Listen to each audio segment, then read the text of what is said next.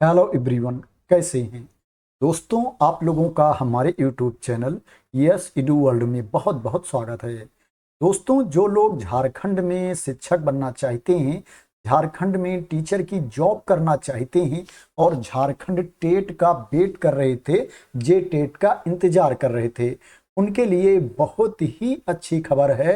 दोस्तों, झारखंड टेट जे टेट 2026 का विज्ञापन जारी हो गया है। ऑफिशियल वेबसाइट पर एडवर्टाइजमेंट आ गया है।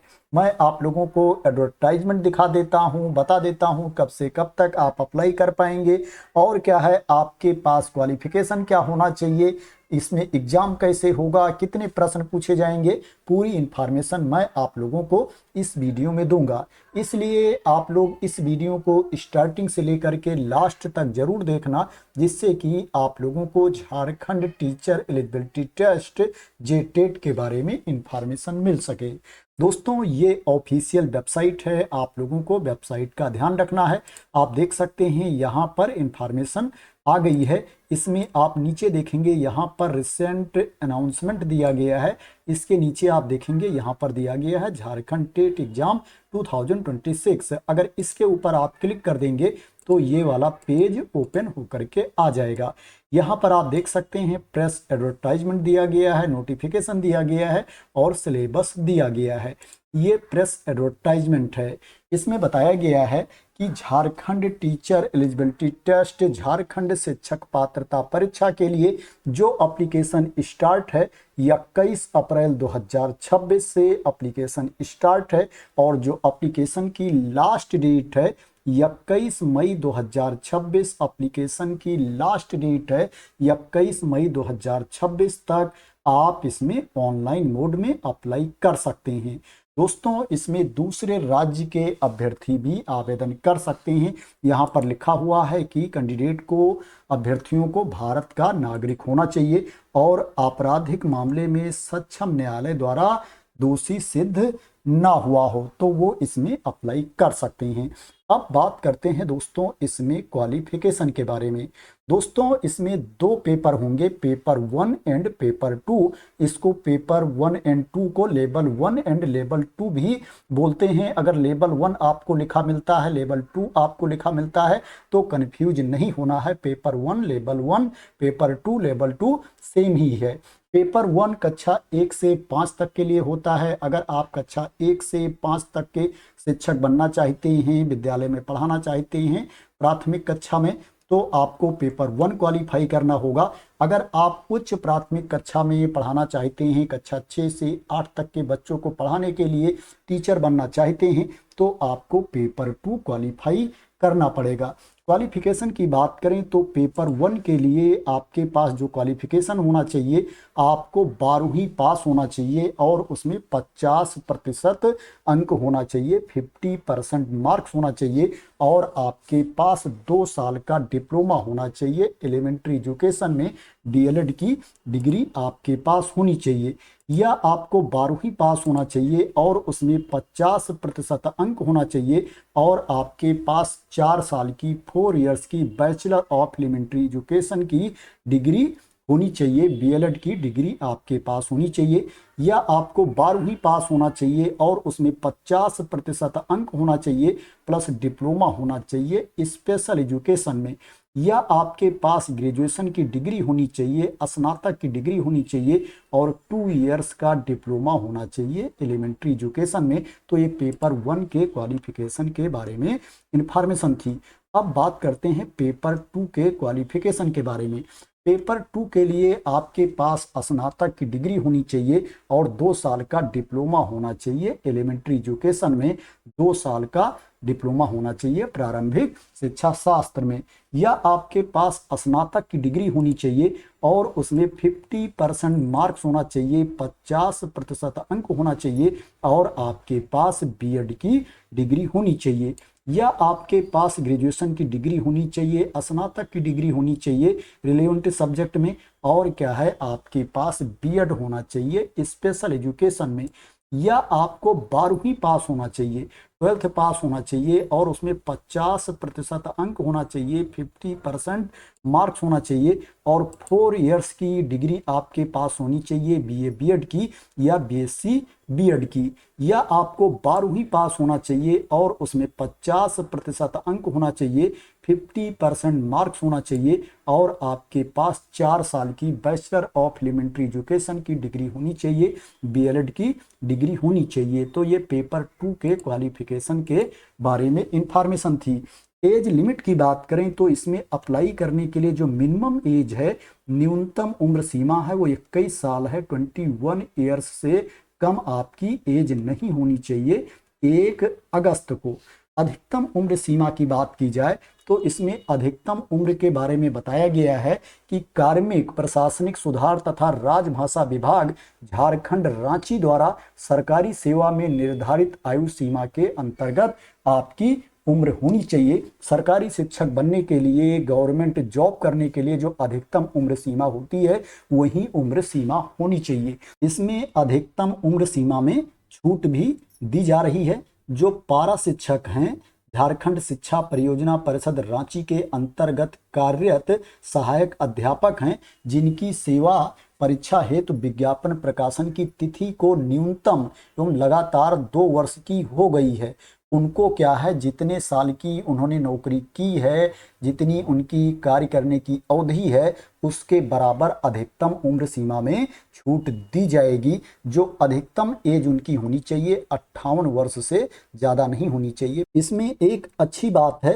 कि सभी अभ्यर्थियों को, सभी कैंडिडेट को अधिकतम उम्र सीमा में छूट दी जा रही है। कितनी छूट दी जा रही है उसको मैं बता देता हूँ।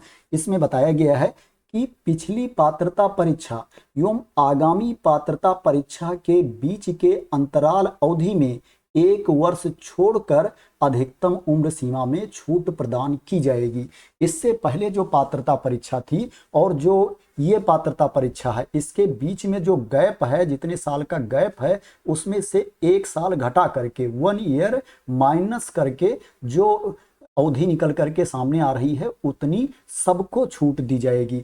यहाँ पर एग्जाम्पल भी दिया गया है, उदाहरण भी दिया गया है। यदि झारखंड शिक्षक पात्रता परीक्षा वर्ष 2016 में होने के उपरांत द्वितीय परीक्षा 2026 में हो, 2026 में ही द्वितीय परीक्षा हो रही है, तो 1 वर्ष घटाने के उपरांत अधिकतम 9 वर्ष की छूट एक बार ये वन टाइम अवसर के रूप में दी जाएगी। तो ये एज के बारे में इंफॉर्मेशन थी। अब बात करते हैं एग्जाम पैटर्न के बारे में, सिलेबस के बारे में। दोस्तों, इसमें जो एग्जाम होगा, परीक्षा होगी, उसमें ऑब्जेक्टिव टाइप के क्वेश्चंस पूछे जाएंगे, बहुविकल्पीय प्रश्न पूछे जाएंगे। इसमें प्रत्येक पेपर के लिए आपको 2.5 घंटे का टाइम दिया जाएगा। पेपर 1 के लिए भी आपको 2.5 घंटे का टाइम मिलेगा और पेपर 2 के लिए भी आपको 2.5 घंटे का टाइम दिया जाएगा। जो दृष्टि बाधित दिव्यांग हैं और दोनों हाथों से दिव्यांग हैं, उनको 30 मिनट का अतिरिक्त समय दिया जाएगा। इसमें नेगेटिव मार्किंग नहीं होगी। अगर आप किसी प्रश्न का गलत उत्तर देते हो तो एक गलत उत्तर के लिए आपका कोई अंक नहीं काटा जाएगा और जो एग्जाम होगा वो ओएमआर बेस्ड एग्जाम होगा, ऑफलाइन मोड में आपकी परीक्षा होगी। इसमें पेपर 1 में भी 150 प्रश्न पूछे जाएंगे और पेपर 2 में भी 150 प्रश्न पूछे जाएंगे। एक प्रश्न 1 अंक का होगा, 150 अंकों का प्रत्येक पेपर होगा। 150 मार्क्स का पेपर 1 भी होगा और 150 मार्क्स का पेपर 2 भी होगा।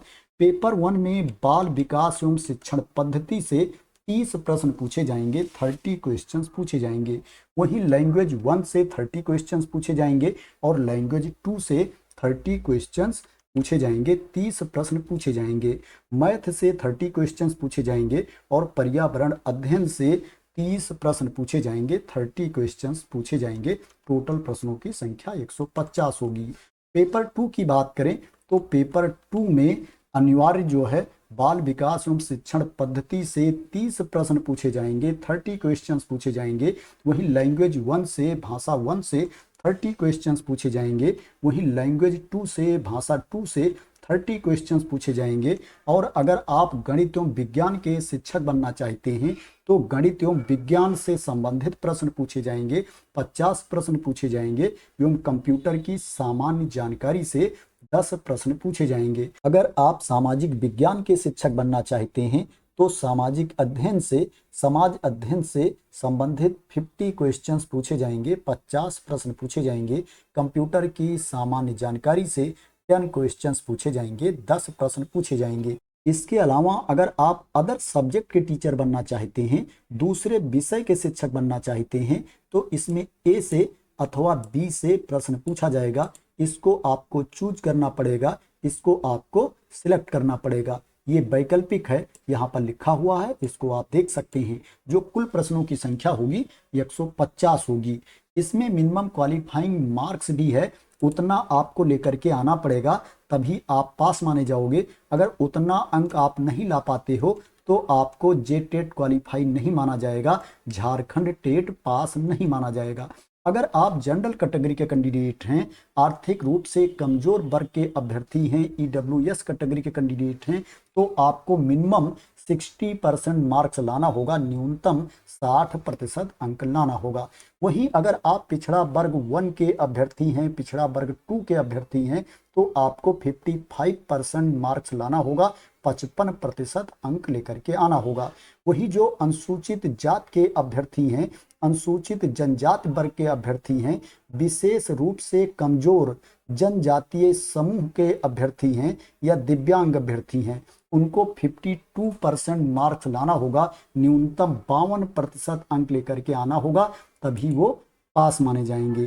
तो दोस्तों ये एग्जाम पैटर्न के बारे में इंफॉर्मेशन थी, सिलेबस के बारे में जानकारी थी। अगर आप डिटेल में सिलेबस के बारे में जानना चाहते हैं तो डिटेल में भी सिलेबस दिया गया है, आप देख सकते हैं। ये सिलेबस की पीडीएफ है, इसमें विस्तृत जानकारी दी गई है। इस पीडीएफ को मैं अपने टेलीग्राम चैनल पर डाल दूंगा, वहां से आप लोग इसको डाउनलोड कर सकते हैं और डिटेल में भी सिलेबस को देख सकते हैं।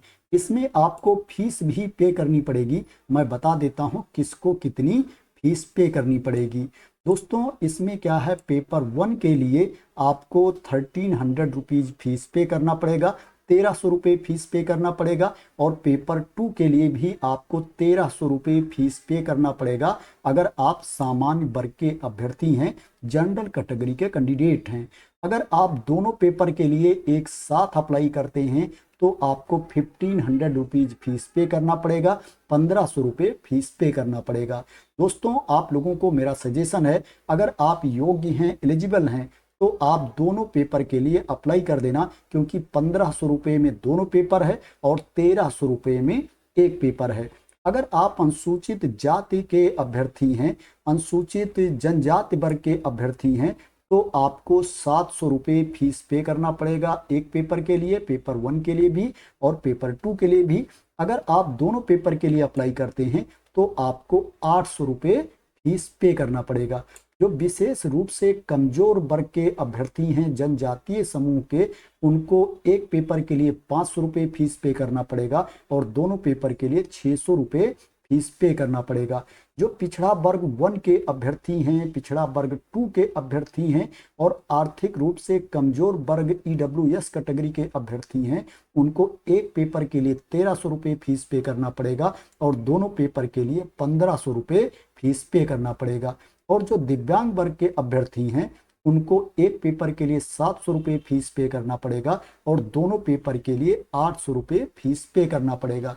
दोस्तों अगर आप एक पेपर के लिए अप्लाई करते हो तो फीस जो है वो बहुत ज़्यादा है, आपका नुकसान हो सकता है। अगर आप योग्य हैं तो दोनों पेपर के लिए अप्लाई कर सकते हैं, जिससे क्या है, कम फीस में आपका दोनों पेपर हो जाएगा।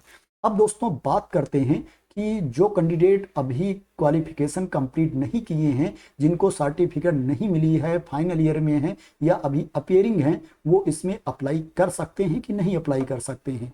दोस्तों वो बिल्कुल अप्लाई कर सकते हैं, यहाँ पर मेंशन किया गया है, मैं आप लोगों को दिखा देता हूँ, क्लियर इसमें मेंशन कर दिया गया है।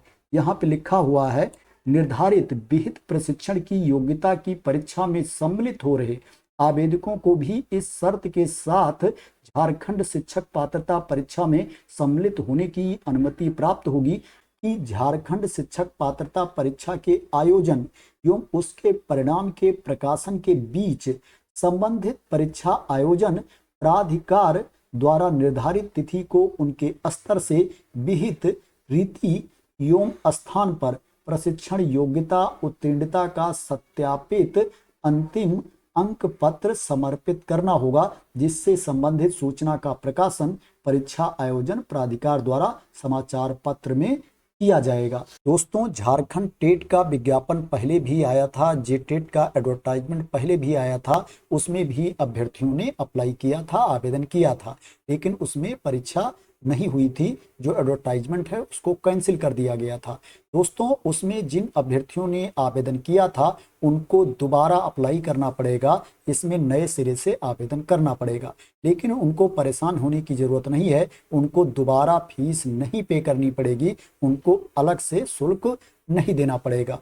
तो दोस्तों, झारखंड टेट को लेकर के, जेटेट को लेकर के ये इंफॉर्मेशन थी। आशा करते हैं कि आपको इसके बारे में क्लियरिटी मिल गई होगी।